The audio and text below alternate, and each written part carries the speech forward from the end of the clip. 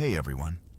Tonight we begin in a rattling freight car, barreling through a wasteland of mud and barbed wire, where each breath tastes of fear and each heartbeat echoes like a distant gunshot. You've seen photos of emaciated figures behind barbed fences, heard the chilling roll calls at dawn and dusk. But the real concentration camps, they were a symphony of silence, orchestrated by bureaucracy. Each order stamped on paper as ruthlessly as any bullet. This isn't just a chapter in World War II history, it's ideology distilled into guard towers, humanity measured in striped uniforms, and hope traded for a single crust of bread. If unearthing history's darkest truths helps you unwind, please like and subscribe. And hey, tell me in the comments, where are you watching from? And what memory still haunts your dreams? Now draw the curtain tight. Let the flicker of a single bulb guide you. And walk with me through the gate, where every shadow holds a story begging to be heard. The year is 1933. Imagine a landscape, not unlike any other in the German countryside, yet subtly changing. You feel a prickle on the back of your neck as you observe a quiet, almost imperceptible shift in the air, a tension that hums beneath the surface of everyday life. This is where the story truly begins, not with a bang, but with the measured, deliberate steps of men in power, crafting blueprints in sterile offices. You see the first strands of barbed wire unspooling, glinting dully in the morning sun, encircling an old, abandoned factory, its brick walls rising stark against the sky. This is Dachau, near Munich, the very first. It wasn't built as a place of screaming and immediate slaughter, but as a prototype, a chilling experiment in control. Its initial purpose was to isolate, to re-educate those who dared to whisper dissent: the communists, the political dissidents, anyone whose thoughts strayed from the prescribed path. As the months turn into years, you witness the subtle, yet relentless, consolidation of power. By 1934, a shadowy figure emerges: Heinrich Himmler, with his elite SS taking full, uncompromising control of this fledgling camp system. You can almost hear the soft rustle of official documents being signed. Feel the weight of a new, absolute authority settling over these desolate plots of land. These weren't haphazard creations. They were meticulously planned, bureaucratically sanctioned. And in 1935, the Reich government, with cold, calculating precision, formally allocated funds. You can almost picture the ledgers, the columns of numbers. Each digit a nail hammered into the coffin of freedom. Money flows, fueling expansion, transforming the initial isolated prisons into a sprawling, interconnected network. You feel the growth, an insidious tendril reaching across the land. From Dachau, the idea spreads like a quiet, creeping vine. You see construction crews working with grim efficiency, the clang of hammers, the rhythmic thud of posts being driven into the earth. More camps rise, each one a testament to an escalating hunger for order and control, expanding rapidly through the years leading up to 1945. It's a silent, relentless process, a gradual tightening of the noose. The initial whispered protests fade, replaced by the low hum of machinery and the distant, almost unheard, cries of those already trapped within. You are a silent observer, feeling the chill radiating from these places, knowing that this quiet beginning will soon erupt into something far more monstrous than anyone could yet imagine.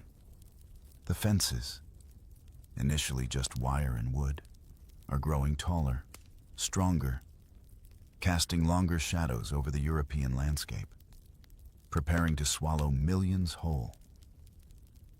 You stand at the edge of this chilling reality, trying to reconcile what you know with what you observe. When these concentration camps were first conceived, their architects spoke of re-education, of isolation for political adversaries.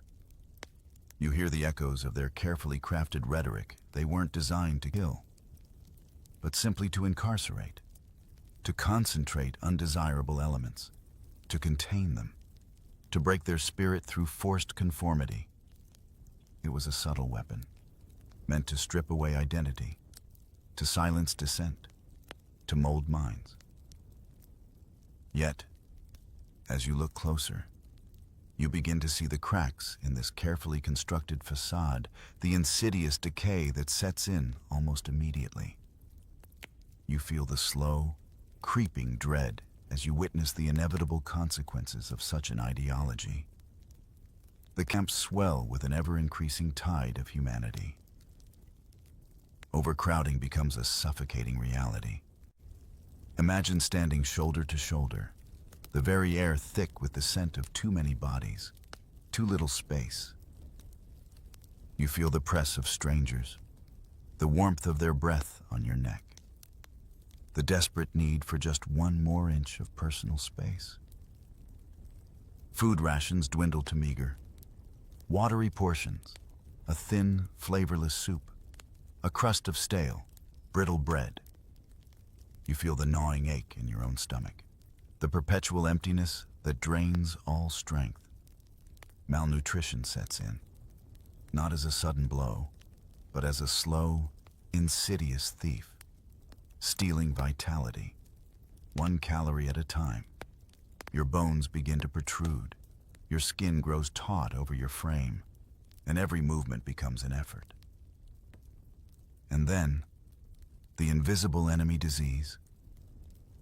You smell it first, the acrid stench of unwashed bodies, the putrid odor of overflowing latrines, the sweet, sickly smell of sickness, lacking even the most basic sanitation.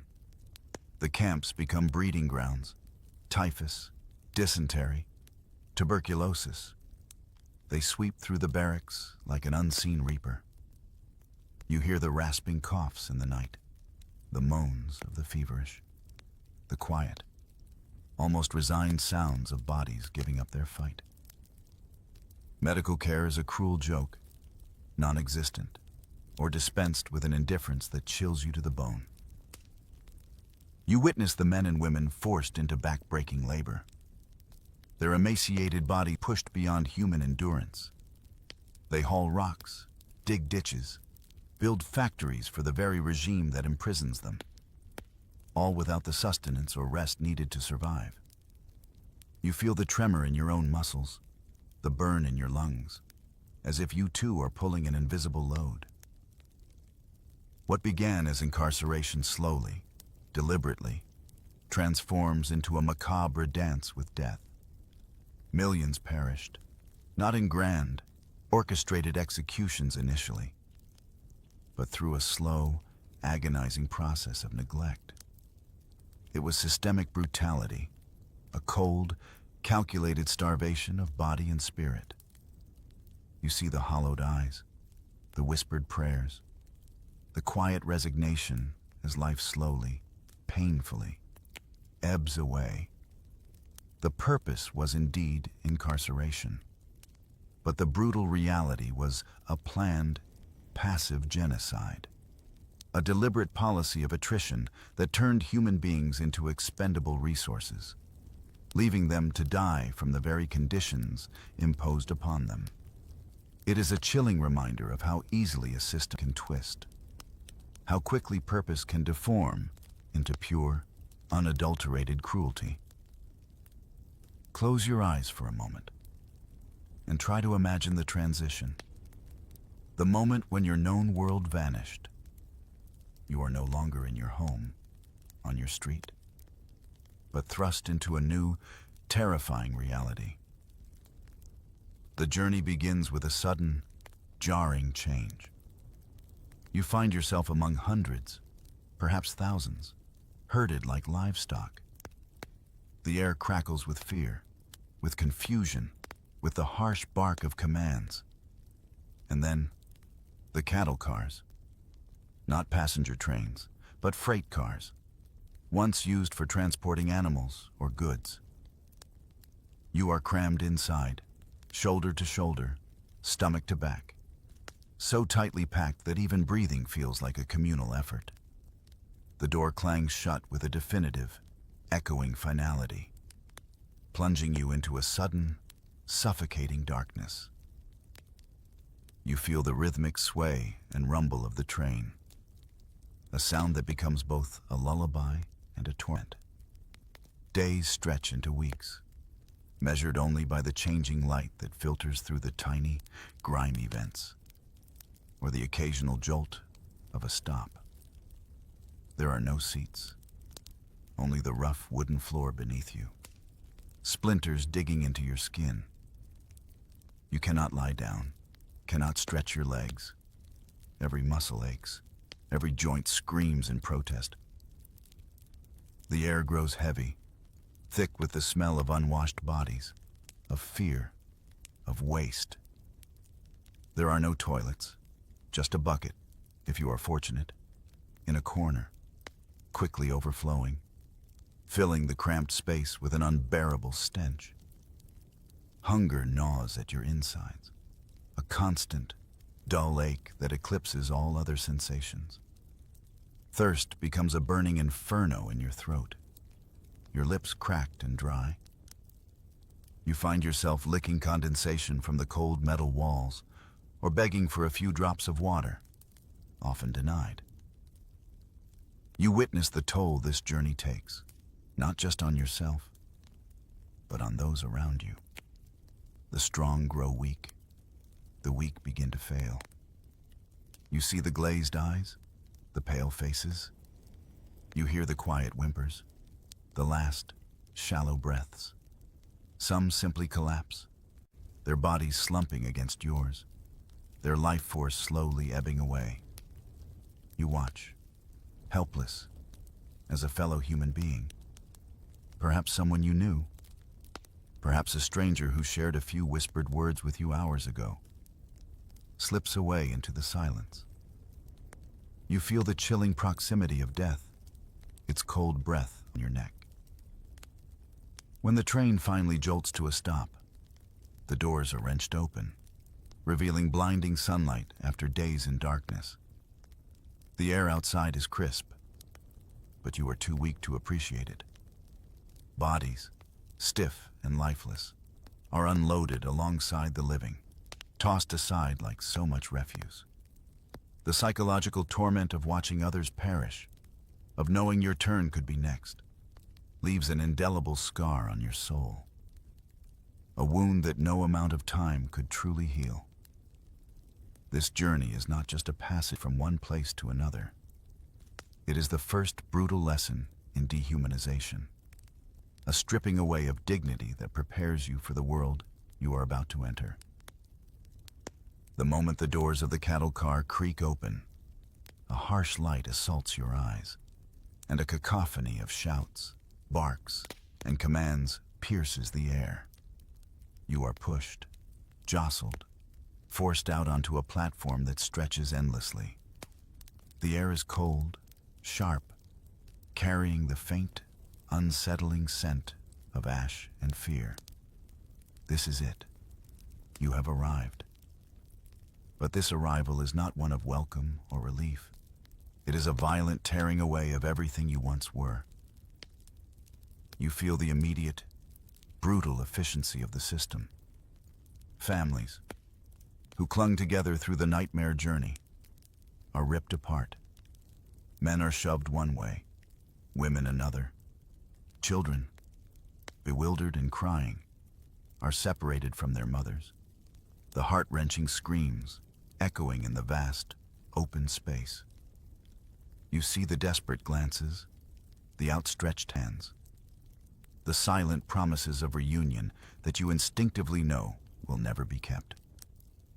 It is a calculated act, designed to sever the last threads of human connection, to isolate each individual. You are no longer a son, a daughter, a parent, a spouse. You are just a body to be processed. Then comes the confiscation. Your worn suitcase, clutched tight through the journey, is snatched away. Your precious family photograph, hidden deep in a pocket, is discovered and discarded. The watch your father gave you, the simple wedding band on your finger, all personal belongings, every last scrap of identity, are ripped from you. You feel the sudden, stark emptiness of your pockets, the weight of the loss pressing down. Even your clothes, the last vestige of your former life, are taken. You stand exposed, vulnerable, clad only in your skin, shivering in the cold. Next, the ultimate act of public humiliation and erasure, head shaving. You are pushed forward, a rough hand gripping your head, and you feel the cold, sharp bite of the clippers, the sound of your hair falling to the ground. A symbolic severing of your past is surprisingly loud in your ears. Your scalp feels raw, exposed. Then, the communal showers. You are forced into a large room with dozens of others, naked, exposed, under the watchful, sneering eyes of the SS guards. The water, if it comes, is either scalding hot or icy cold. But the experience is not about cleanliness. It is about shame, about vulnerability, about breaking you down until you are nothing more than a statistic. You feel the eyes on you, the whispers, the fear. This is where your humanity is deliberately, systematically stripped away, piece by piece. Finally, the uniform. You are handed a thin, ill-fitting, striped uniform. It is scratchy against your skin, a stark visual representation of your new reality. And then, the number. A piece of fabric, perhaps crudely stitched, perhaps neatly embroidered, bearing a sequence of digits. This number is sewn onto your uniform, sometimes tattooed onto your arm. You are no longer given a name. You are assigned a number. You feel the permanence of it, the chilling realization that your identity has been reduced to a cipher. You are not a person, but a unit, a thing, an interchangeable part in this vast, terrifying machine. You stand there, a ghost of your former self, ready to be absorbed into the chilling routine that awaits. As you settle into this new, horrifying existence, time begins to lose its meaning, measured only by the brutal, relentless rhythm of the camp. Every day begins the same way, a jarring, unwelcome intrusion into the brief oblivion of sleep. The wake-up call rips through the stillness of the barracks between 4:00 and 4:30 a.m. It's a harsh, metallic clang, or the shrill whistle of a guard, echoing through the cold, damp air. You are jolted awake.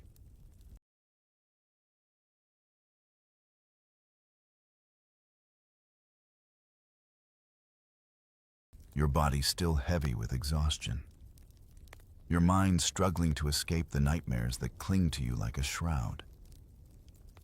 You have precisely 30 minutes.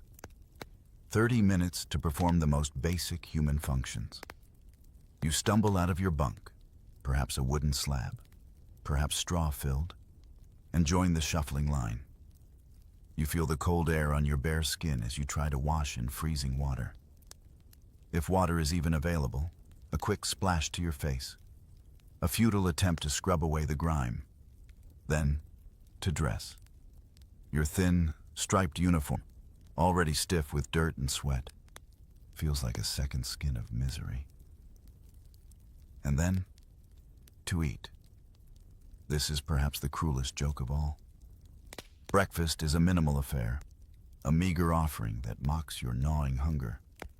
You hold a dented tin bowl, perhaps, receiving a ladle full of thin, watery soup, or a sliver of stale, rock-hard bread. You eat quickly, silently, every crumb precious, every swallow a battle against the rising nausea. You feel the emptiness in your stomach, a hollow ache that will persist throughout the day. The most dreaded part of the morning ritual is the roll call. You are marched outside, regardless of the weather, rain, snow, biting wind, or scorching sun. You stand, in rows, for hours. You feel the cold seep into your bones, the sun burn your scalp, the rain plaster your uniform to your skin. The purpose of this wasn't just to count. It was to break your spirit. You stand absolutely still. No talking, no fidgeting, under the hawk-like gaze of the SS guards. They walk up and down the lines, their faces impassive, their boots crunching on the gravel. Every minute stretches into an eternity. Evenings bring another roll call, often prolonged, intentionally extended to inflict maximum psychological torture. You stand, shivering, exhausted, as the darkness descends, feeling your body scream for rest, your mind fighting to retain some shred of dignity. The guards might make you stand for hours, just to count and recount, for no other reason than to assert their absolute power, to grind your will into dust. You witness the weak collapsing, the ill being dragged away, and the terrifying silence that follows. Finally, a faint signal, a whisper of reprieve. Lights out at 9:00 p.m. You shuffle back into the barracks, the air heavy with the collective sigh of exhaustion. You crawl into your bunk, surrounded by the quiet sounds of suffering, the soft coughs, the murmured prayers, the restless turning. You feel the scratch of the lice crawling on your skin, the dampness of the straw. Sleep comes fitfully, an uneasy truce with the filth and the insects that infest your meager sleeping space. Yet, despite the grime, the hunger, the constant threat, your body demands rest, a brief escape into unconsciousness before the brutal cadence of cruelty begins anew with the next dawn. Each day a repetition, a grinding down of the spirit, until nothing is left but the raw will to survive. Beyond the rigid daily routine, you discover a deeper layer of torment, one woven from constant fear and the arbitrary exercise of power. Every moment is a tightrope walk over an unseen abyss. Even the slightest perceived slowness, a momentary lapse in attention, or an innocent misstep can trigger a horrifying response. You witness it again and again, the sudden, brutal lash of a whip, the dull thud of a fist connecting with flesh, the chilling scream that is instantly stifled. Beatings are a daily occurrence, a casual display of dominance meant to instill absolute terror and obedience. You feel the phantom pain in your own body, a sympathetic tremor, even as you force your eyes away, praying silently that you are not next. When it's time for work details, the humiliation deepens. You are marched out, a ragged column of humanity, often forced to sing songs. But these aren't songs of hope or defiance. No, you are compelled to sing vile, insulting songs about yourselves, about your supposed inferiority, about your own degradation.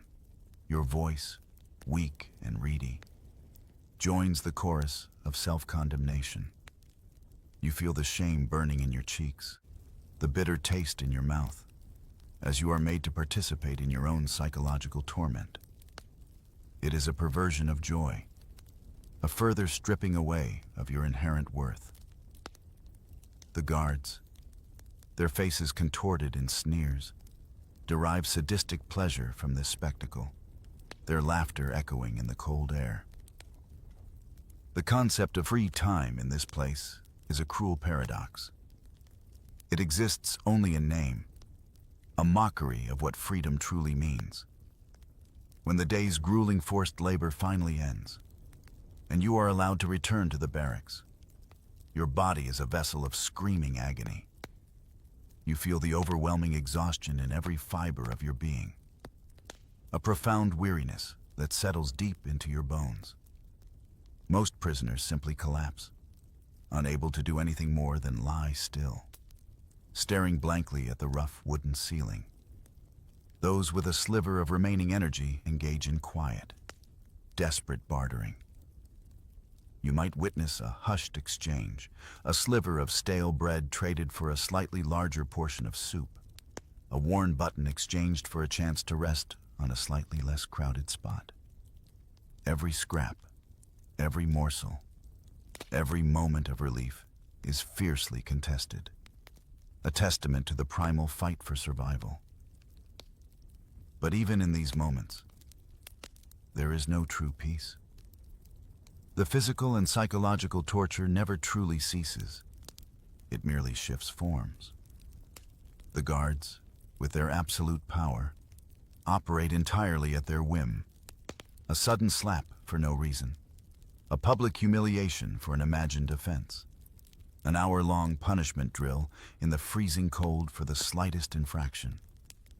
You live in a constant state of hypervigilance, your senses heightened, always anticipating the next blow, the next act of cruelty. You feel the tightening knot of fear in your stomach, a constant companion. The unspoken agony of the camp is not just the hunger or the cold, but the ever-present threat, the complete erosion of safety, the crushing knowledge that your life, your dignity, your very existence, rests on the capricious whims of your tormentors. Each day is a testament to the enduring human capacity for suffering and the terrifying depths of human depravity. You observe a chilling evolution in the camp system, a gradual expansion of its reach, as if a great, dark net is being cast wider and wider, ensnaring more and more categories of human beings. In the earliest days, 1933, the targets were relatively clear: the political opponents. You see the communist agitators, the social democrats, the intellectuals who dared to speak against the new regime. Their crime was dissent, the quiet rebellion of thought. They were the first, the troublemakers, removed from society to set an example. But the appetite for control, you notice, is insatiable. By 1934, the net widens to encompass those deemed asocials. This is a vague, terrifying category, designed to sweep up anyone who didn't fit the rigid societal mold. You see the Roma, a people whose nomadic existence challenged fixed borders and identities. You see individuals labeled as LGBTQ+. Their very existence deemed an affront to the purity of the state. The homeless, the work-shy, anyone deemed unproductive or a burden, are also caught. Even prostitutes, marginalized and vulnerable, are rounded up. You feel a cold dread as you realize the arbitrary nature of this definition. How easily any difference can be weaponized, turning you into an undesirable. Then, in 1935, another group is added, seemingly innocuous, yet holding deep convictions: Jehovah's Witnesses and conscientious objectors. Their refusal to pledge allegiance to the state, their pacifist beliefs, mark them as enemies. You see their quiet, dignified resistance, their unwavering faith often clashing with the brutal reality of the camp.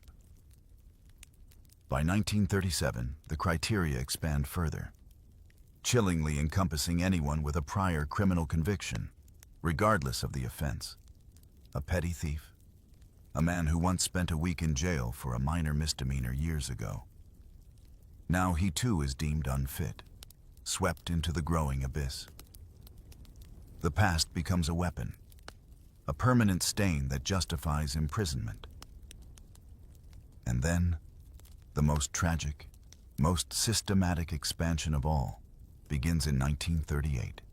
You watch, with a heavy heart, as Jewish people, already suffering under hundreds of anti-Semitic laws, are increasingly targeted. After the Anschluss, the annexation of Austria, and the devastating Kristallnacht pogrom, the floodgates open. Jewish men, women, and children, previously subjected to economic and social persecution, are now systematically rounded up. Their very identity, their heritage, becomes their death sentence. You see the fear in their eyes, the quiet resignation as they are forced from their homes, their businesses, their lives, into the cattle cars, into the camps. The net grows wider and wider still, until it threatens to consume all of Europe. You perceive the underlying pattern, a systematic dehumanization, a relentless drive to eliminate anyone deemed other, anyone who did not conform, anyone who posed even a theoretical threat to the regime's vision of a homogeneous, compliant society. Each new category added to the list is a chilling step closer to the ultimate, unimaginable horror, a precursor to the final, total solution. You realize, with a sickening clarity, that no one is truly safe when the definition of undesirable becomes so broad, so fluid, so easily applied to anyone at the whim of absolute power. Imagine a world where your very identity, your reason for suffering, is broadcast for all to see, emblazoned on your uniform. This is the reality you now inhabit. After being stripped of your name, you are assigned a number. But there is another mark, a triangle of colored cloth, sewn onto your striped uniform, a grim badge of your condemnation. You feel its scratchy presence against your chest, a constant, tangible reminder of your designated category in this brutal hierarchy. Each color, each shape, whispers a different story of persecution. You notice, with a profound sense of sadness, the double yellow triangles. When sewn together, they form a Star of David. This mark is reserved exclusively for Jewish prisoners. You see it on the chests of men, women, and children, a stark, undeniable symbol of the regime's ultimate target. It is a symbol that once represented pride and heritage, now twisted into a mark of doom. You feel the weight of centuries of hatred condensed into this simple yellow shape. Then, there are the brown triangles. These are assigned to the Roma, often labeled gypsies by their oppressors. You see them on individuals whose families have wandered for generations. Their vibrant culture now reduced to a single, somber hue on a drab uniform. It is a quiet testament to their persecution, a mark of their otherness in the eyes of the regime. The pink triangles stand out with a shocking, almost defiant, brightness against the dull stripes. These are for homosexual men. You see the shame, the fear, the desperate attempts to hide this visible badge of their orientation, knowing that it often subjected them to even more brutal treatment than others. It is a poignant reminder of lives targeted for simply loving differently. You observe the purple triangles, a quieter, more resilient group, the Jehovah's Witnesses. Their steadfast refusal to compromise their faith, their refusal to salute the flag or participate in the war effort, marks them with this unique color. You often see them carrying themselves with a stoic dignity, their faith an internal fortress against the external despair. The red triangle, you learn, is for political prisoners. This was the earliest mark, the original criminals of the regime. You see them on the chests of communists, social democrats, and other dissidents, those who dared to hold opposing views. It is a color of defiance, yet also of extreme danger. And finally, the black triangle. This is the mark for asocials, a vast, dehumanizing category that encompasses the homeless, the work-shy prostitutes, and others deemed unproductive or morally degenerate. You see it on individuals whose only crime was not fitting neatly into the regime's oppressive vision of society. Sometimes, you notice, two triangles are worn together, forming a complex star. A Jewish political prisoner might wear a yellow star overlaid with a red triangle, signaling a double, even triple, layer of persecution. You realize that these badges are not just identification. They are tools of degradation, a public announcement of a person's supposed inferiority, their worthlessness in the eyes of their captors. You feel the chilling power of these simple fabric shapes, how they define existence, dictate treatment, and ultimately, often foreshadow fate. They are a silent, haunting testament to a system that sought to categorize, to divide, and ultimately, to destroy. The air is thick with the dust of relentless labor, the rhythmic clang of tools, the grunts of exertion. You find yourself absorbed into a new, brutal reality, the forced labor camps. From 1937 onwards, the system of incarceration transforms even more explicitly into a system of exploitation. The prisoners are no longer just incarcerated. They are chattel, resources to be worked until they break, until their bodies give out. You see the gaunt figures, their faces streaked with dirt and sweat, their movements slow and deliberate, each step a struggle. You hear the harsh, guttural commands, urging you and those around you to push harder, move faster. You feel the constant ache in your muscles, the burning in your lungs as you haul heavy loads, dig endless ditches, or construct factories for the war machine. These aren't just camps of punishment. They are engines of production, fueled by human suffering. You learn of the categories: the Osterarbeiter, the Eastern workers, predominantly from the Soviet Union and Poland, their faces etched with a profound despair. Then there are the Fremdarbeiter, the foreign workers, often abducted from occupied territories across Europe. These are not willing laborers. They are slaves, their freedom stolen, their lives reduced to a daily grind of physical exertion. Over 14 million forced laborers suffered under this brutal system. You witness the insidious, slow death by starvation and disease. The caloric intake is barely enough to sustain life, let alone heavy labor.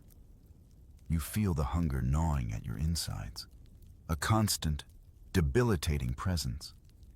Diseases, rampant due to poor sanitation and weakened immune systems, sweep through the camps with devastating speed. You hear the endless coughs, the moans of the sick, the quiet whimpers of those who simply cannot continue. Medical care, as before, is virtually non-existent or cruelly inadequate. You realize that the work itself is a form of torture, designed not for productivity alone, but to exhaust, to debilitate, to ultimately eliminate. Beyond the forced labor camps, you observe the existence of prisoner of war POW camps, where even the established rules of warfare are contemptuously disregarded. The 1929 Geneva Convention, an international agreement meant to protect captured soldiers, is utterly ignored. You see the horrific conditions: starvation, exposure, summary executions. The treatment of Soviet and Polish POWs is especially brutal, a horrifying testament to the regime's racist ideology. Their Slavic heritage marks them for particular cruelty, deemed subhuman and unworthy of even the most basic protections. And then, there are the transit camps. You witness the brief, terrifying stopovers in occupied territories.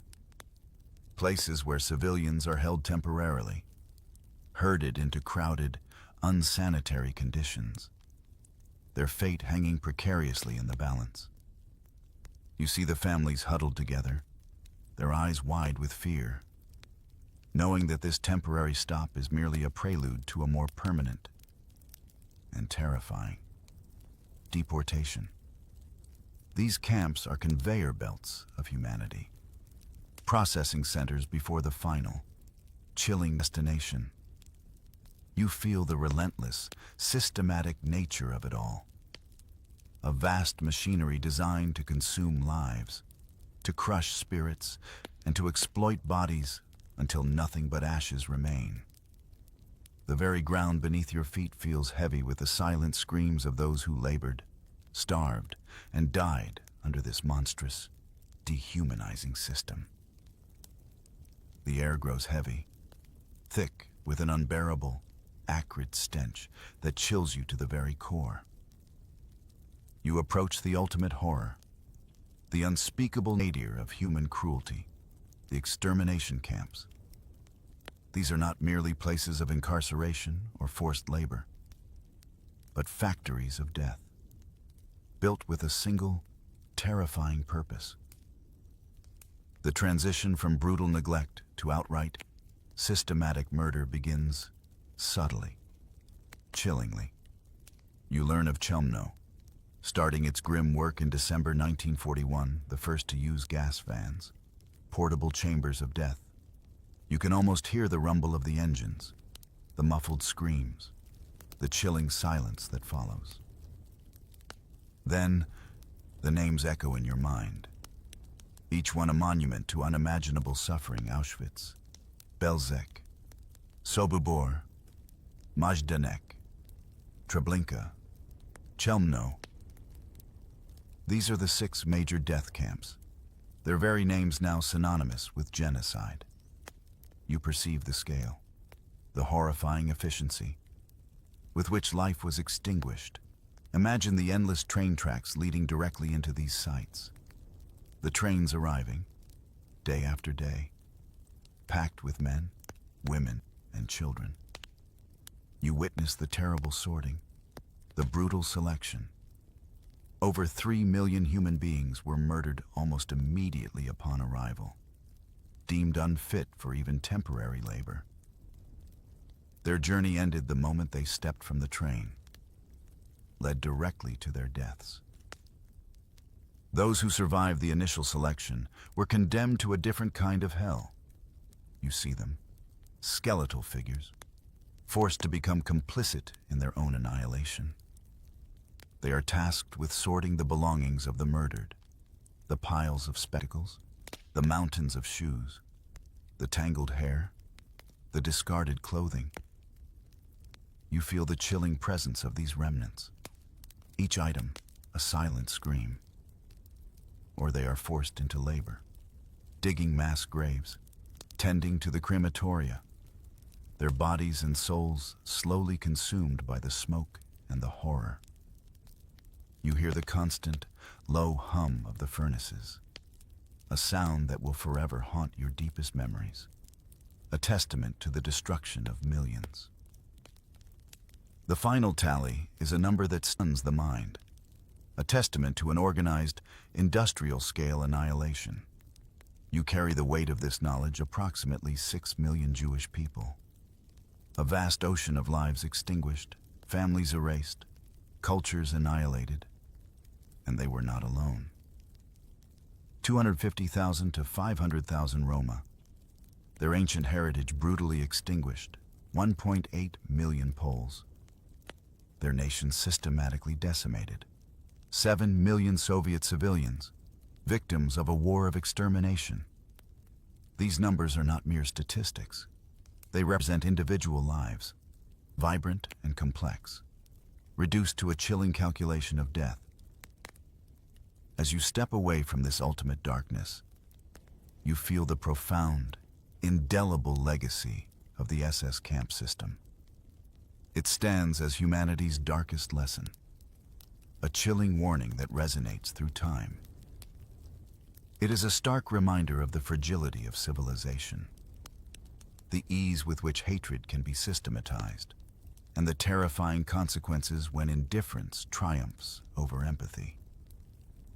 You carry these echoes with you, a somber understanding that the whispers of dissent, the widening net of intolerance, the gradual stripping away of dignity, can lead, inexorably, to an abyss of unimaginable horror.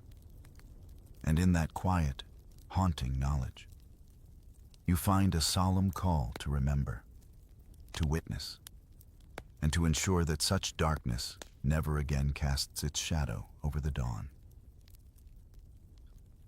On July the 6th, 1940, in Berlin, Adolf Hitler celebrated his victory in Europe. His army chief called him the greatest warlord in history from Moscow. Hitler's collaborator, the Russian leader Joseph Stalin, had sent his congratulations in London. The British Prime Minister Winston Churchill was isolated in Washington. The American President Franklin Roosevelt stood aloof in the coming 5 years. Everything in the relationship between these four men would change in ways that seemed unimaginable. While their nations fought a war of weapons, these four great warlords of the 20th century fought a war of the mind. What started as a European war has developed into a war for world domination. At the heart of this private war was a series of psychological duels in which they lied, schemed, charmed, flattered, and deceived to win. Was curious was that these duels took place not between enemies, but between men who at the time were allies. Yet their behavior was egotistic, tempestuous, monstrous, and politically. Despite the rosy glow in which some are seen today, always selfish, we shall never cease the duels of the warlords, decided the strategy for the greatest battles in history. They were also the epicenter of a seismic shift in world power.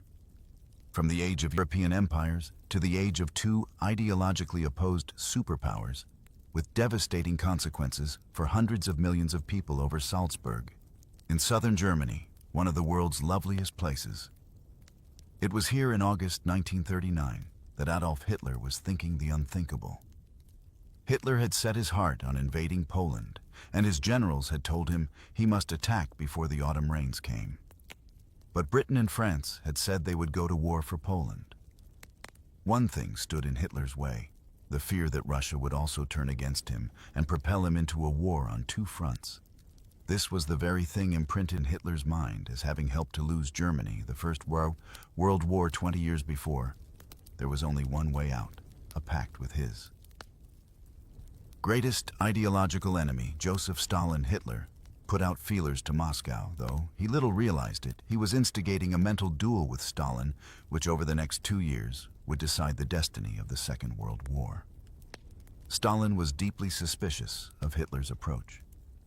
He spent hours reading Mein Kampf, written 15 years before, underlining key passages like Hitler's views of the Bolshevik leaders. Men such as Stalin himself never forget that the rulers of present-day Russia are common blood-stained criminals, that they are the scum of humanity. But Stalin could see that Hitler was now desperate for a deal and offering to send his foreign minister Ribbentrop to Moscow. Stalin decided he would go with Hitler. Hitler's propaganda chief, Joseph Goebbels, noted in his diary, 2nd of August 1939, non-aggression pact with Moscow. Perfect Ribbentrop in Moscow on Wednesday. That is something we're on top again. Now we can sleep more easily on August the 23rd. Ribbentrop landed in Moscow, but Hitler needed one piece of reassurance. He sent his personal photographer Heinrich Hoffmann to film Stalin's earlobes to see whether they were ingrown and Jewish or separate and Aryan. They were separate. Stalin passed Hitler's test shortly after midnight on August 24, 1939. The Nazi-Soviet pact was signed, and with it a secret protocol, under which Germany and Russia would carve Poland into two. Hitler phoned Ribbentrop, "This will hit like a bombshell." But as Goebbels noted, it was not strength but fear of Stalin knifing him in the back that had forced Hitler into history's biggest U-turn. The Führer believes he's in the position of scrounging for favors, and beggars can't be choosers in times of famine. The devil feeds on flies in the Kremlin. Stalin proposed a toast. "I know how much the German nation loves its Führer. I should therefore like to drink his health." But like Hitler, Stalin was also acting from fear that Hitler would attack him that evening. He told his inner circle, "Of course, it's all a game too. See who can fool whom. He thinks he's outsmarted me. But actually, it's I who's tricked him." Stalin had found a bedfellow for whose cunning he had held a long and sneaking admiration back in 1934. Stalin had observed Hitler eliminate rivals within the Nazi party in the so-called Night of the Long Knives. He remarked, "Did you hear what happened in Germany? Some fellow that Hitler splendid? That's a deed of some skill." Hitler had felt no such mutual admiration in his early years in power. He was set on the dreams of Mein Kampf and alliance with Britain's Sea Empire, while he expanded to the east and built his German land empire on the continent. Only when that plan had clearly failed did Hitler begin to see in Stalin someone he might do business with. Stalin was the first of the two to be a mass murderer. His terrors killed millions. He once compared his victims with the boyar landowners massacred by Ivan the Terrible 400 years before. Who's going to remember all this riffraff in 10 or 20 years' time? No. One who remembers the names now of the boyars. Ivan the Terrible got rid of no one. A week before he invaded Poland, Hitler made an eerily similar remark to his generals. Genghis Khan had millions of men and women. Killed by his own will, and with a gay heart, history sees him only as a great state builder, and who, after all, speaks today of the annihilation of the Armenians. For both men, mass murder was just another weapon in the ideological struggle. The state, whether communist or Nazi, was supreme. Individuals were its disposable tools. They even extended this idea to their domestic lives. Hitler had secret mistresses, most notably Eva Braun. But in public, no woman could come between him and his nation. One of his secretaries recalled that he emphasized again and again, "My lover is Germany." Stalin did marry twice and had children, but the suicide of his second wife Nadia in 1932 further brutalized him. Echoing Hitler, he told an associate a true Bolshevik shouldn't and couldn't have a family because he should give himself wholly to the party.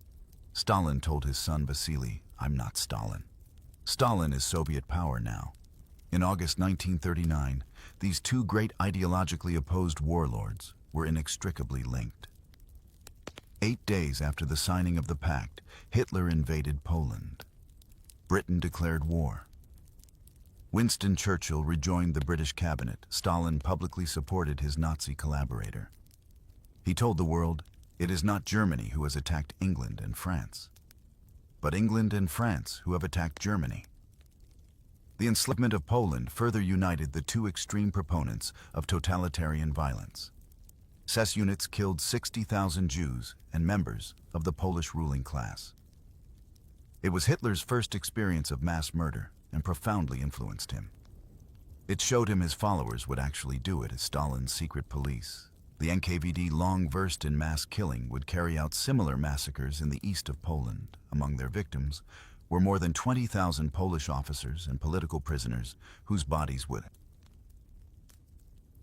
be discovered 3 years later as their secret police mutilated Poland. The two dictators faced their destinies hand in hand over the next 2 years in a mind war unparalleled in world history. They would both become gripped by a series of delusions that would lead them into colossal error, and the bloodiest conflict there has ever been.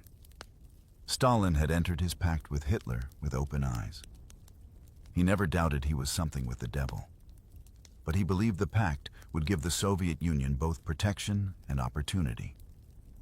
Just a week after the Nazis invaded Poland, he told his inner circle a war is on between two groups of capitalist countries. Hitler, without understanding it or desiring it, is shaking and undermining the capitalist system. We can maneuver pit one side against the other to set them fighting with each other as fiercely as possible. Stalin was also eyeing up a further desirable outcome: the chance to expand his communist empire. What would be the harm if, as a result of the root of Poland, we were to extend the socialist system onto new territories and populations? For Hitler, the pact also opened the door to conquest. He could now turn all his energy and attention to planning the invasion of France. Joseph Goebbels noted Hitler's hopes for long-term collaboration with Stalin, 1st of October 1939. Conference with the fire in private, he is convinced of Russia's loyalty, after all. Stalin is set to pocket a huge profit. But Stalin saw no such loyalty in Hitler. Mein Kampf was etched in his mind, above all Hitler's youthful ambitions to conquer Russian territory for the new German Reich. If we speak of territory in Europe today, we can primarily have in mind only Russia and her vassal border states, because he calculated that Hitler might still one day turn on him. Stalin set out to build a line of buffer zones to protect himself against possible Nazi attack. He forced the Baltic states, Lithuania, Estonia, and Latvia to accept Russian garrisons. He told a Latvian delegation, "There has been an unexpected turn, but one cannot rely upon it. We must be prepared in time." Others who were not prepared paid for it. The Germans might attack Stalin.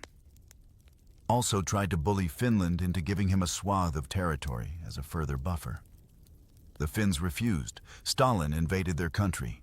It was a disaster.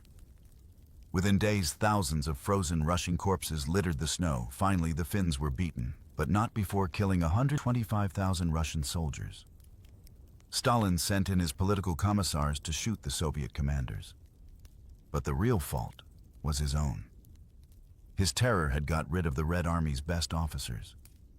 As Goebbels noted, the Red Army's incompetence offered Hitler yet more comfort. 15th of March, 1940. The Russians can never become dangerous for us. If Stalin shoots his own generals, we won't need to do it so far. We've had nothing but advantages from our alliance with Russia on May the 10th. 10th, 1940, Hitler, with his Eastern Front secured by Stalin, launched his blitzkrieg to the west. The German army sliced through France, Belgium, and Holland. The British were driven from the continent for Hitler. It was a triumph, a Stalin, a disaster. Nikita Khrushchev, later Russia's prime minister, recalled Stalin's reaction to Hitler's lightning victories. "I remember being with Stalin. He was extremely nervous. He was racing around, cursing like a cab driver. He cursed the French. He cursed the English. How could they allow Hitler to defeat them, to crush them?"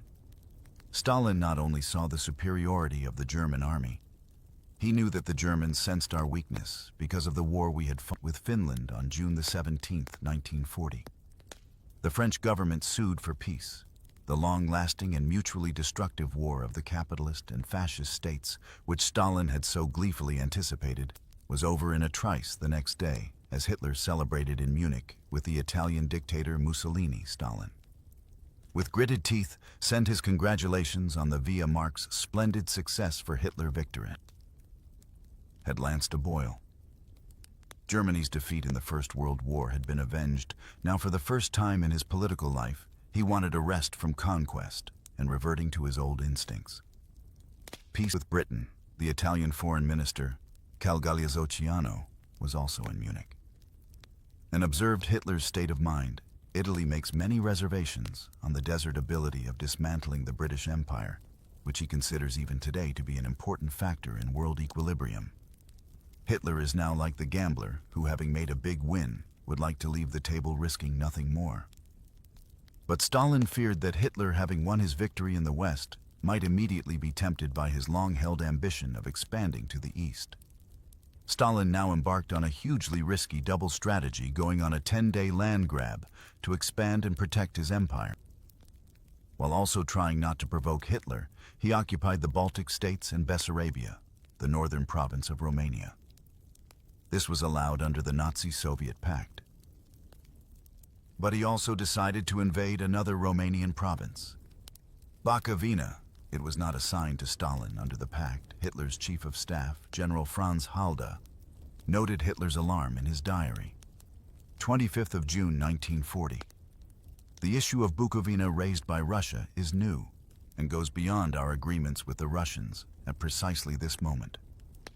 Stalin's duel with Hitler took a second unexpected twist.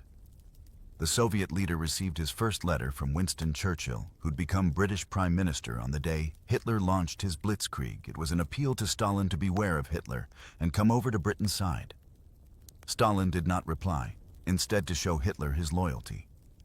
He reported Churchill's approach to Berlin. Hitler now began to make his own interpretation of these two pieces of evidence: Stalin's opacity in Romania and Churchill's approach before the war. Hitler had described to his adjutant his secretive mental processes. Bear in mind that my brain works like a calculating machine. Each person who makes a presentation to me introduces into this calculating machine a small wheel of information. There forms a certain picture or a number on each wheel. I press a button, and there flashes into my mind the sum of all this information. Now the Hitler calculating machine began to build a conspiracy theory which would have devastating consequences on July the 6th, 1940. Hitler, the victor in Europe, returned to Berlin to a hero's welcome. Our wonderful July sun shines all over the place. An unimaginable ecstasy fills the city. The crowd roars. The station looks like a great banqueting hall. Then the fire arrives. A roar of joy fills the station. On this day, Hitler's army chief, General Keitel, called him the greatest warlord in history. But amid his triumph, Hitler was increasingly tormented by one overriding thought. As far as he was concerned, he had won the war. So why did the British not recognize that fact and make peace with him? He began to convince himself that there must be some external factor that Britain and Churchill were relying on. A week after the Day of Glory in Berlin, General Halder recorded a momentous development in Hitler's reasoning. 13th of July, 1940. The Führer is greatly puzzled by Britain's persistent unwillingness to make peace. He sees the answer in Britain's hope in Russia. On July the 19th, 1940, in a speech to the Reichstag, Hitler made his final plea for peace. To Britain, Churchill and the British were not interested. Later that day, a further wheel of information from the United States entered Hitler's mind. Franklin Roosevelt was nominated by the Democrat Party to run for president for the third time. His acceptance speech contained an attack on Nazi aggression. Hitler was now seeing specters across the globe. 22nd of July, 1940. Führer's view: reasons for continuation of war by Britain. 1. It hopes for a change in America. 2. It puts hope in Russia. Stalin is flirting with Britain to keep her in the war and tie us down. Hitler retreated to the mountains of Obersalzberg. The delusion was building here the summer before. He'd been dreaming up his pact with Stalin. Now he suspected him. At the end of July, he announced to his generals the result of weeks of agonized reflection. 31st of July, 1940, 11:30. Berkoff Führer concludes: Russia is the factor on which Britain is relying the most. Something must have happened in London. The British were completely down. Now they have perked up again. With Russia smashed, Britain's last hope would be shattered. The sooner Russia is crushed, the better. If we were to start in May 1941, we would have 5 months to finish the job. It was as yet only an idea, but two enormous delusions. The first, that he had already won the war, and the second, that some secret deal was brewing between Britain and Russia, were leading Hitler down the road to catastrophe. For Hitler, the invasion of Russia was still only a contingency plan, should all other means of forcing the British to make peace fail. The autumn of 1940 now brought 4 long months of frustration. The RAF defeated the Luftwaffe in the Battle of Britain. Plans for a cross-channel invasion were quietly shelved. Yet despite these setbacks, Hitler kidded himself that he'd done enough. 15th of October 1940. Führer: on military situation, war is won. Rest is mere question of time. But Hitler could still not force the British to come to terms, and he had become split-minded about Russia, moving troops nearer her borders, but also wanting Stalin to join him in the fight against Britain. Hitler's adjutant Major Gerhard Engel noted in his diary, 4th of November 1940, "Fewer visibly depressed." He conveys the impression that at the moment he does not know how things should proceed. Then came the defining moment on November the 12th, 1940.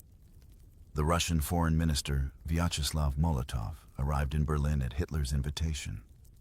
Molotov was given the full Nazi fanfare, but the conversations that followed were tense. Hitler's purpose in summoning Molotov was to offer Russia a share in the spoils of victory if it helped him finish off the British. He told him England's final capitulation is just a matter of time. Fragments of its empire will be left all over the world. It's time to think about the vision of this property without a master after our victory. But Stalin wasn't interested in joining Hitler's war or speculative carve-ups of the British Empire. His instructions to Molotov were to find out what Hitler's troops were up to in Finland and Romania. Places right on his doorstep, Molotov put the questions bluntly. Hitler gave vague reassurances, despite the superficial courtesies. Molotov's cold arrogance and his kneeling on the question of territory in Eastern Europe infuriated Hitler, and it reinvigorated him.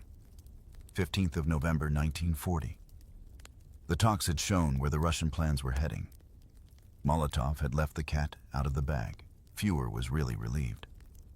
It would not even remain a marriage of convenience when Molotov reported back to Moscow on the talks in Berlin as Stalin realized that Hitler was turning against him. In early December, he told his generals, "We know that Hitler is intoxicated by his victories and believes that the Red Army will need at least 4 years to prepare for war. Obviously, 4 years would be more than enough for us, but we must be ready much earlier. We will try to delay the war for another 2 years, but Hitler was moving at a pace Stalin could not imagine. On December the 18th, 1940, he issued War Directive Number 23. The German Vermont must be prepared before the ending of the war against England to crush Soviet Russia in a rapid campaign. The invasion date was set for May 1941. But behind the order lay uncertainty. 10th of December 1940. I'm convinced that the Führer himself does not know how it would turn out.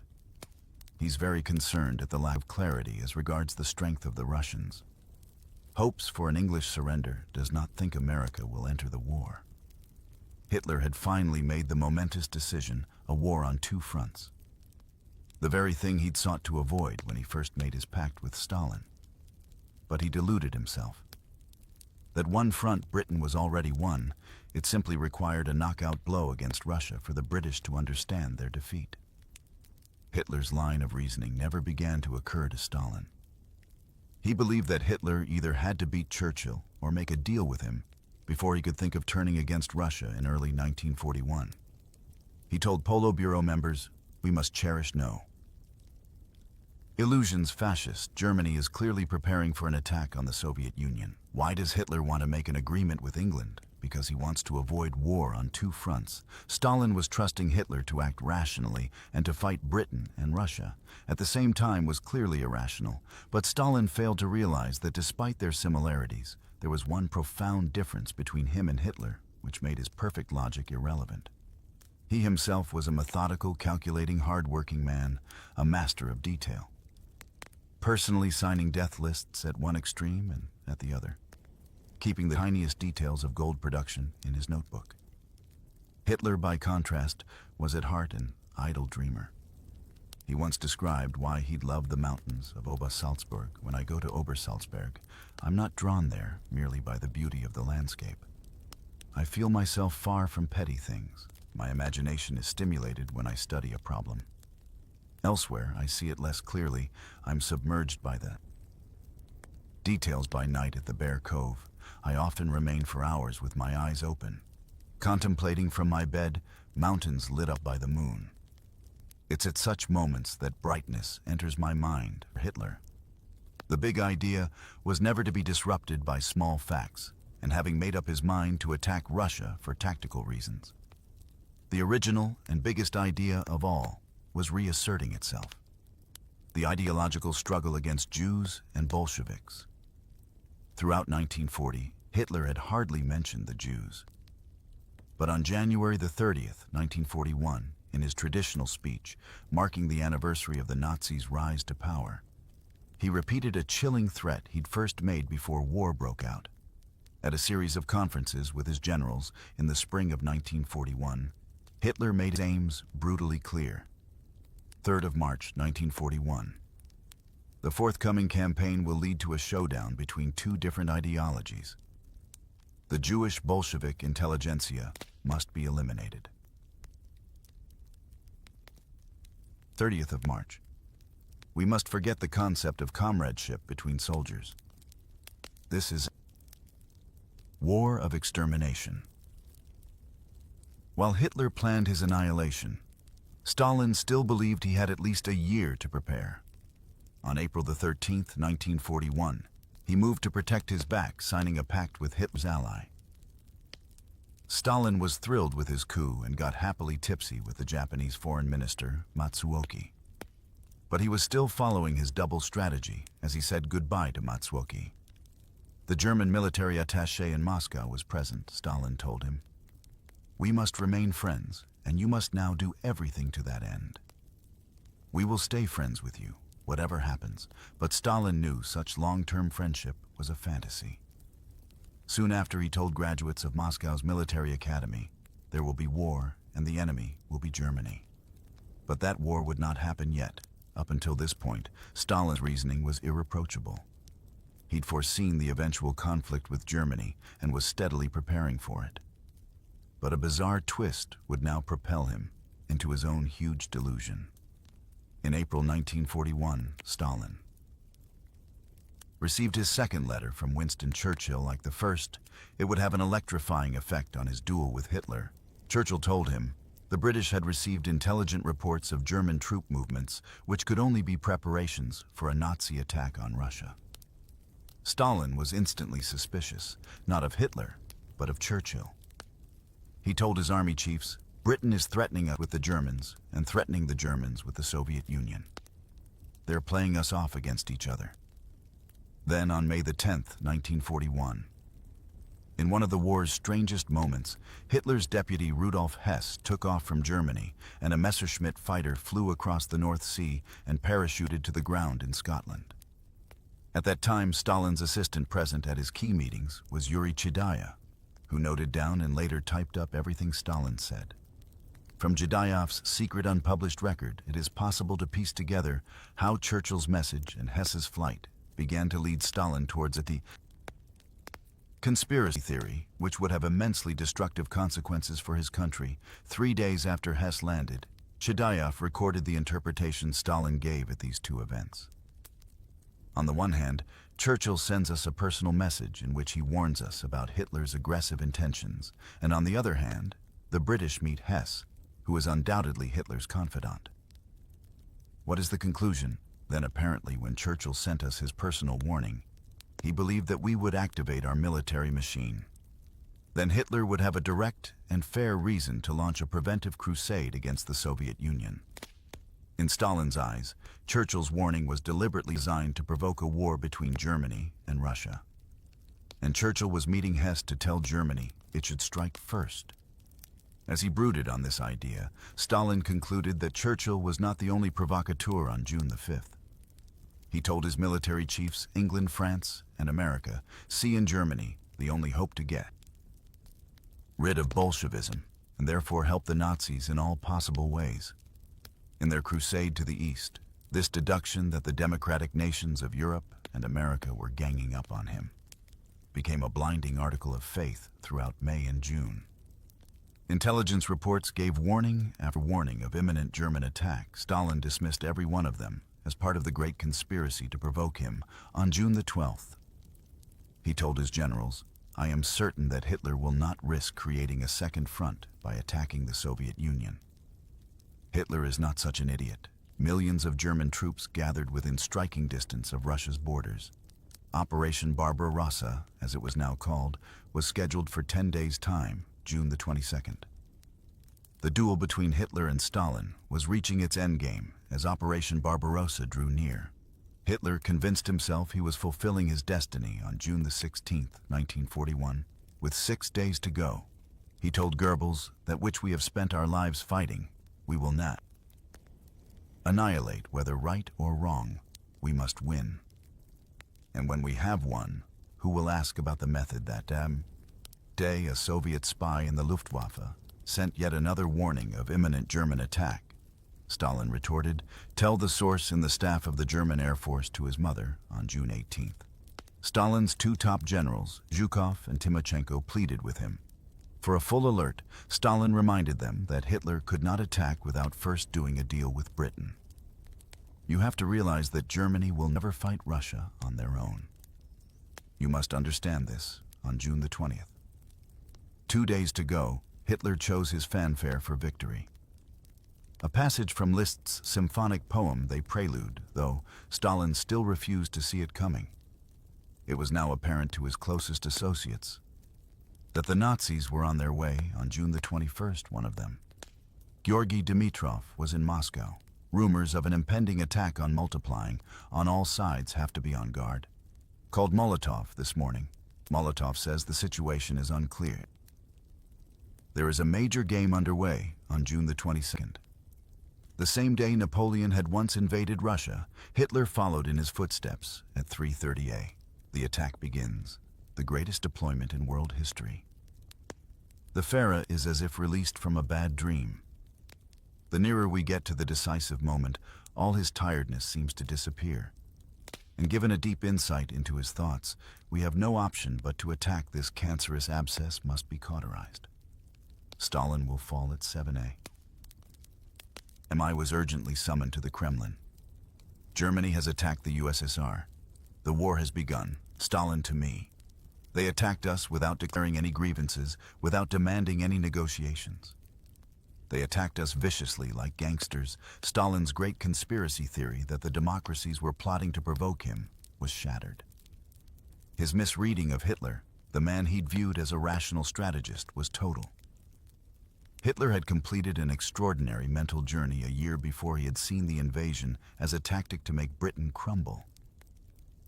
Now the ideology with which he had set out 20 years before had once again taken pride of place. He wrote to his Italian ally, Benito Mussolini, "Let me say one more thing, Duce. Since I struggled through to this decision, I again feel spiritually free. The partnership with the Soviet Union was often very irksome to me, for in some way or other it seemed to me to be a break with my whole origin, my concepts and my former obligations. I am happy now to be relieved of these mental agonies." While Operation Barbarossa cleansed Hitler, it only shocked and depressed Stalin.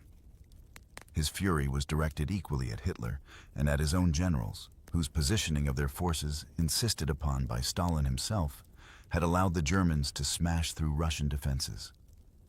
This is a monstrous crime. Those responsible must lose their heads. NKVD units were sent to the front to arrest the guilty men. The Commander General Pavlov was shot 5 days later. Stalin remarked, "Lenin founded our state, and we've it up the Red Army taken by surprise because Stalin had refused to allow it to prepare." Was in headlong retreat 2 weeks after the invasion, General Halder noted in his diary. 3rd of July 1941, it is probably no overstatement to say that the Russian campaign has been won in the space of 2 weeks. Militarily, Barbarossa turned the war on its head, and his experience with Hitler also had a vital psychological effect on Stalin. He later remarked, "When you're trying to make a decision, never put yourself into the mind of the other person, because if you do, you can make a terrible mistake." Stalin had lost the mind game. Hitler had outwitted him. But Hitler would be the eventual loser. His decision to attack Russia signed the death warrant of his own dreams, of empire and of European imperialism in general. And it would create an unlikely coalition of 3 ideologically opposed warlords to fight him. But the relationship between the 2 great democrats in that coalition began with another mental duel which ran in parallel with the duel of the dictators. It too was riddled with mutual suspicions, false promises, and evasion. It too would shape the destiny of the world.